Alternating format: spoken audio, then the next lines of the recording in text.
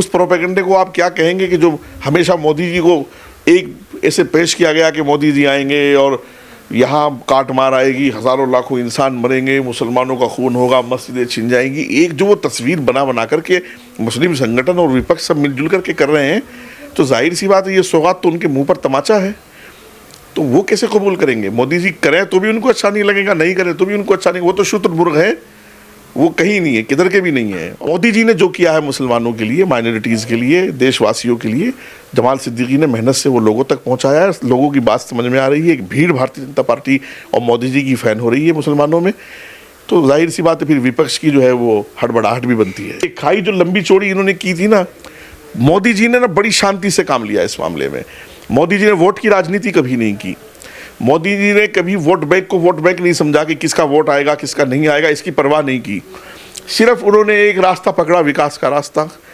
आज देश का मुसलमान देश के सब विपक्ष के बहकाए में नहीं आकर के सब इस बात को अपने मुंह से बोलते हैं कि मोदी जी ने करके दिखाया जो वो कहते थे। नमस्कार, आप देख रहे हैं हेडलाइंस इंडिया। मेरा नाम है विनोद शर्मा। रमजान का पाक महीना चल रहा है और उस पाक महीने के बाद देश में, दुनिया में ईद मनाई जाएगी और भारत में ईद को बेहतर कैसे बनाया जाए, भव्य कैसे मनाया जाए, इसको लेकर प्रधानमंत्री मोदी का एक कार्यक्रम है जिसको लेकर 32 लाख उन जरूरतमंद परिवारों पर ईद के दौरान एक किट भेजी जाएगी, एक किट दी जाएगी जिसको सौगाते मोदी का नाम दिया गया है। और मेरे साथ मुफ्ती वजाद गुजर साहब है सीधी बातचीत करने के लिए कि आखिरकार ये जो सौगाते मोदी है इससे उन परिवारों पर क्या प्रभाव पड़ेगा और सौगाते मोदी से किस तरीके की इस ईद में चार चांद लगेंगे।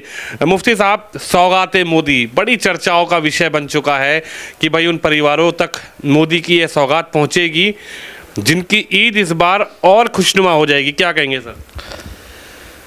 भाई बात यह है कि हमारे मुल्क के जो कायद हैं, प्राइम मिनिस्टर हमारे हरदिल अजीज़, और पूरी दुनिया में एक मकबूल और महबूब तरीन लीडर बन कर के सामने आए हैं मोदी जी। मुल्क वासियों का, हर तबके के लोगों का जी, हर मज़हब के लोगों का, हर इंसान का, 125 करोड़ देशवासियों का परिवार की तरह, कुनबे की तरह ख्याल रखना, ये तो वाक़ईतन इतिहास में अगर किसी को सीखना है तो मोदी जी से सीखे। ऐसा नहीं कि मोदी जी की बहुत सारी सौगातें हैं। मैं समझता हूँ पिछले 10 सालों 12 सालों में इस देश को बहुत बड़ी बड़ी सौगातें दी हैं। बहुत बड़ी सौगात दी है कि इस देश का मान सम्मान बढ़ाया है, गौरव बढ़ाया है, भारत को, भारतीयता को पूरी दुनिया में सम्मान दिलाया है।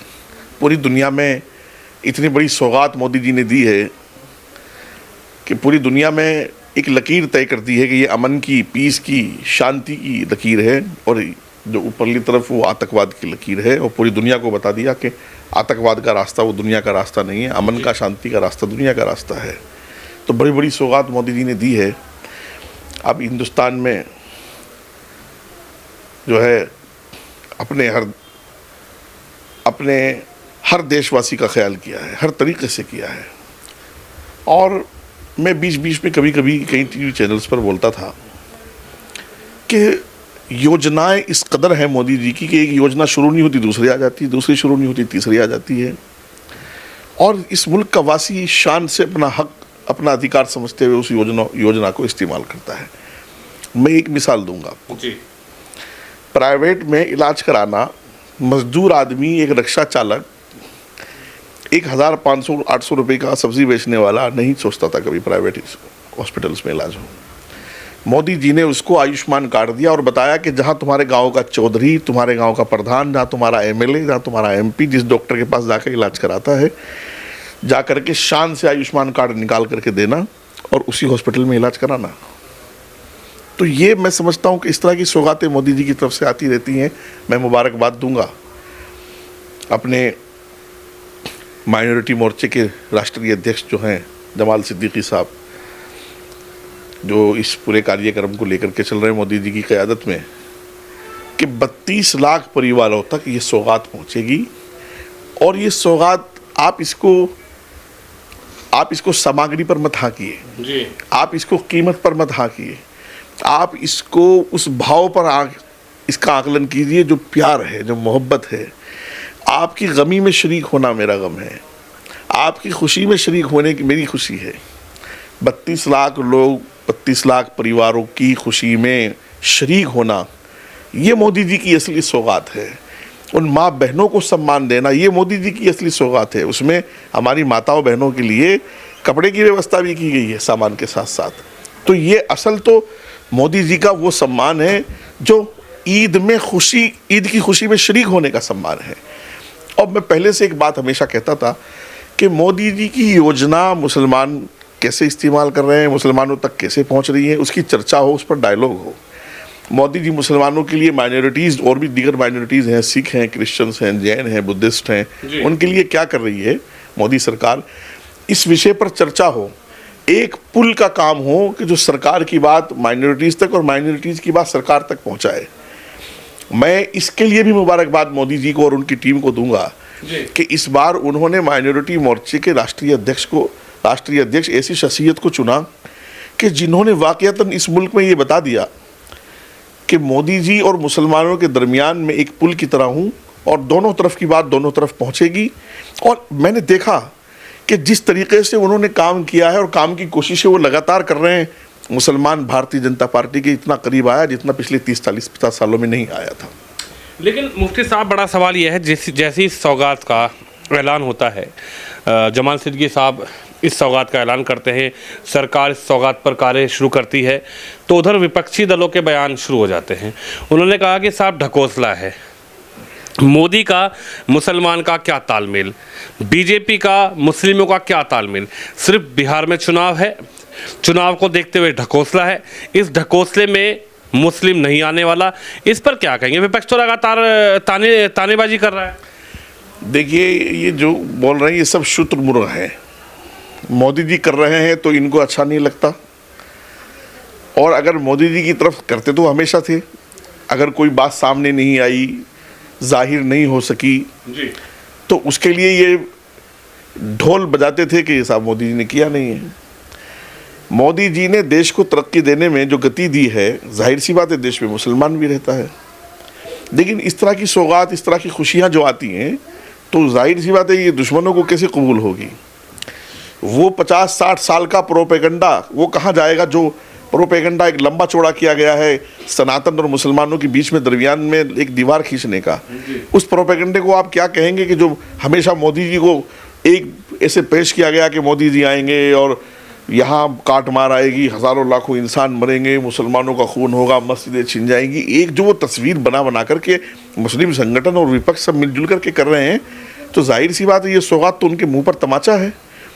तो वो कैसे कबूल करेंगे? मोदी जी करें तो भी उनको अच्छा नहीं लगेगा, नहीं करें तो भी उनको अच्छा नहीं। वो तो शुतुरमुर्ग है, वो कहीं नहीं है, किधर के भी नहीं है। और मैं समझता हूँ ये तो हमारे सौगात का मतलब ये है कि ये एक सरप्राइज़ के तरीके से खुशी है ये तो ईद के लिए। और हमें इस सिलसिले में कोई राजनीति नहीं करनी चाहिए। मैं कहता हूँ आप सामग्री पर, किसी चीज़ पर मत जाइए, आप उस भाव पर जाइए जो मोदी जी ने महसूस किया उन 32 लाख परिवारों के लिए। उस भाव पर क्यों नहीं जा रहे हैं आप उस सम्मान पर क्यों नहीं जा रहे जो उन परिवारों को सम्मान दिया जा रहा है। और फिर चुनाव ये सब अलग की बातें हैं।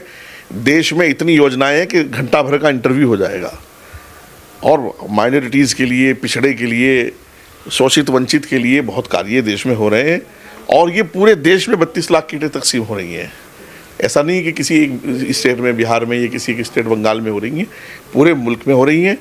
और जमाल सिद्दीकी साहब काबिल तारीफ़ हैं इस मामले में कि मैं मतलब ये इतनी खुशी मुझे होती है कि दिली मुराद पूरी हुई। हमेशा मैं कहता था, टीवी चैनल्स पर भी मैंने कई जगह कहा, इंडिया टीवी पे और भी कई जगह कहा कि मैं ये चाहता हूँ कि मोदी जी का जो भी कार्य हो रहा है वो मुसलमानों तक पहुँचे और मुसलमान मोदी जी के करीब आए। ऐसी शख्सियत की ज़रूरत है। और जमाल सिद्दीकी साहब ने देखो सूफ़ी संवाद, सौगात और तरह तरह की, मैं पहली बार देख रहा हूँ कि जमाल सिद्दीकी साहब को जिस स्टेट में जाते हुए मैं देखता हूँ, चूँकि सोशल अकाउंट से मैं देखता रहता हूँ सारी चीज़ें, तो मैंने देखा कि जिस स्टेट में वो जा रहे हैं, पहली बार मैं देख रहा हूँ कि जिस माइनॉरिटी मोर्चे के पदाधिकारी को देखकर लोग भाग जाते थे, फ़ोन स्विच ऑफ कर लेते, मीटिंग नहीं करते थे, मिलते नहीं थे, वो पहले शख्स हैं कि उनका स्वागत भी हो रहा है।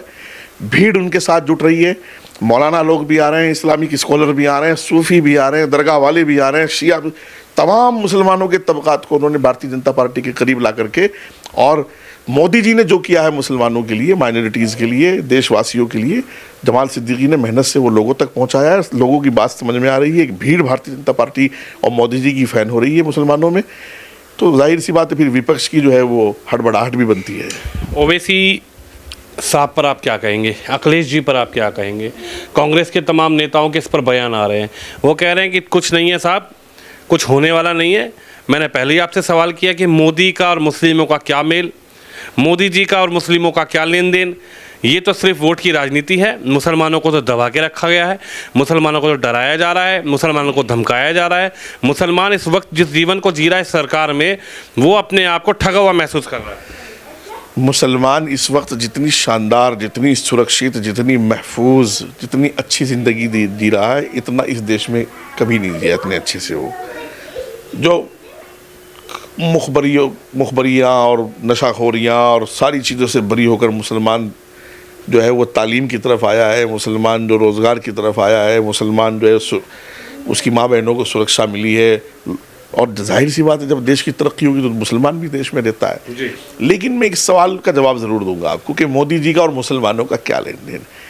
यही तो परेशानी ओवैसी और अखिलेश को है। मैं कहता हूँ भाई, तुम्हारा और मुसलमानों का क्या लेन देन? तुमने 50 साल से सिर्फ झूठी सच्ची एक इफ्तारी तुमने सूद ब्याज के पैसे से की, और एक टोपी लगा ली नीतीश कुमार ने भी, और सॉरी लालू ने भी, और सबने यही किया, और मुसलमानों को ठगा हमेशा उन्होंने। और सिर्फ मुसलमान इस बात पर खुश रहा कि इफ्तार पार्टी हो रही है। और फिर अभी नीतीश कुमार की इफ्तार पार्टी बिहार में हो रही थी, अगरचे वो जो है एनडीए के साथी है, लेकिन मुझे कोई संकोच नहीं है कहने में, सारे मौलाना लोग उनकी पार्टी का बायकाट कर रहे थे, सिर्फ ये कि वक्फ बिल को सपोर्ट कर रहे हैं नीतीश जी। तो मैं कहता हूँ यार, ये सब ढसोकले मोदी जी और मोदी जी के साथियों में नहीं है। सिर्फ एक सूत्रीय कार्यक्रम है, सिर्फ एक सूत्रीय कार्यक्रम, वो है सिर्फ देश की तरक्की, देशवासियों की तरक्की, देश का सम्मान, देशवासियों का सम्मान। एक बात। दूसरी बात, मोदी जी देश के प्राइम मिनिस्टर हैं और पूरे 125 करोड़ देशवासियों के प्राइम मिनिस्टर हैं। तो उनको, ओवैसी को, अखिलेश को, ये किसी को भी ये कहने का अधिकार नहीं कि मोदी और मुसलमान इस देश का वासी है, और वो मुसलमानों के भी प्राइम मिनिस्टर हैं। जितना और सबके हैं इतना मुसलमानों के हैं, इसलिए गुमराही की बात ना करें। मुसलमान भी मोदी जी को इतना ही सम्मान और इतना ही प्यार और इतनी इज्जत की निगाह से देखते हैं जितनी दूसरे लोग देखते हैं। ये खाई, मैं कह रहा हूँ ना, ये खाई जो लंबी चौड़ी इन्होंने की थी ना, मोदी जी ने ना बड़ी शांति से काम लिया इस मामले में। मोदी जी ने वोट की राजनीति कभी नहीं की। मोदी जी ने कभी वोट बैंक को वोट बैंक नहीं समझा कि किसका वोट आएगा किसका नहीं आएगा, इसकी परवाह नहीं की। सिर्फ उन्होंने एक रास्ता पकड़ा, विकास का रास्ता। आज देश का मुसलमान, देश के सब विपक्ष के बहकाए में नहीं आकर के सब इस बात को अपने मुंह से बोलते हैं कि मोदी जी ने करके दिखाया जो वो कहते थे। आज मुसलमान मजबूर है मोदी जी से मोहब्बत करने के लिए। मुसलमान मजबूर है आज उनकी तरक्की, उन तरक्याती कामों का लोहा मानने के लिए। मुसलमान मजबूर है आज उनको अपना लीडर मानने के लिए। सिर्फ ये मोदी जी का काम बोल रहा है, मोदी जी की मोहब्बत बोल रही है, मोदी जी की देश सेवा बोल रही है, और मोदी जी की काबिलियत बोल रही है। 32 लाख परिवारों तक जब ये किट पहुंचेगी, उनकी खुशियां, जो ईद की खुशियां हैं, जब वो आगे बढ़ेगी, ईद मनाएंगे, आप क्या समझते हैं? आप तो खुद एक स्कॉलर हैं, एक जानकार हैं। देखते हैं कि बड़े बड़े परिवारों में 2-2, 3-3 जोड़ी कपड़े बनाए जाते हैं, नए नए कपड़े ख़रीदे जाते हैं। ईद कैसे बेहतर बने, उसके लिए बच्चे भी जिद करते हैं कि पापा ये दिलवा दीजिए। लेकिन जब वो परिवार, ज़रूरतमंद परिवारों तक सेवइयाँ पहुँचेंगी, दूध पहुँचेगा, कपड़े पहुँचेंगे, मोदी की उस किट में खुशियाँ पहुँचेंगी, तो मुफ्ती साहब कैसे देखते हैं? क्या कहेंगे? किस तरीके की दुआएं उनके हृदय से निकलेंगी? देखिए, उनकी खुशी का ठिकाना नहीं रहेगा। उनकी खुशी डबल हो जाएगी। एक तो ये कि रमज़ान मुबारक का पाक महीना गुजरा खैरियत के साथ, ईद आ रही है, ईद की खुशी, और एक ये कि इस देश के ऐतिहासिक, इस देश के अजीमुल मर्तबत कायद, अजीमुल मर्तबत शख्सियत, एक शानदार लीडर का प्यार, अपने प्राइम मिनिस्टर का प्यार उन्होंने उस सौगात किट में पाया, तो खुशी उनकी डबल हो गई। और फिर वो मजदूर, वो गरीब जो उसका हकदार है, वो है कि जो 1000, 1500, 5000, 10,000 रुपये अपने बच्चों के लिए खर्च नहीं कर सकता ईद पर, जब वो देखेगा कि 5, 7, 10,000 रुपये की शानदार किट आई है, तो उसकी खुशी का ठिकाना नहीं रहेगा। और दुआ दी नहीं जाती, दुआ ली जाती है। तो दुआ कोई ज़ुबान से निकाले ना निकाले, जब उनके दिल को, उनके हृदय को खुशी पहुंचेगी तो वो डायरेक्ट अल्लाह भगवान ईश्वर जो है वो सारी खुशियाँ इकट्ठी करके मोदी जी को पहुंचाएगा और वो सारी दुआएं मोदी जी को लगेगी। और मैं तो दुआ गो हूँ मोदी जी के लिए, अल्लाह ताला उनको अच्छा रखे, उनकी सेहत अच्छी हो, उनकी उम्र लंबी हो और इस देश की सेवा करते रहें और इसी तरह और सौगात किटें आती रहें और लोग जलते रहें। देखिए, बिल्कुल मुफ्ती साहब का ये कहना है कि जब ये 32 लाख किट बटेंगी तो वो 32 लाख परिवार, उनकी दुआएं, उनका आशीर्वाद, उनका प्यार प्रधानमंत्री मोदी के लिए और ज़्यादा गहरा होगा और उन लोगों को जवाब मिलेगा जो इस पूरे कार्यक्रम को ढकोसला बताने की कोशिश कर रहे हैं। कैमरामैन शुम यादव के साथ विनोद शर्मा, दिल्ली।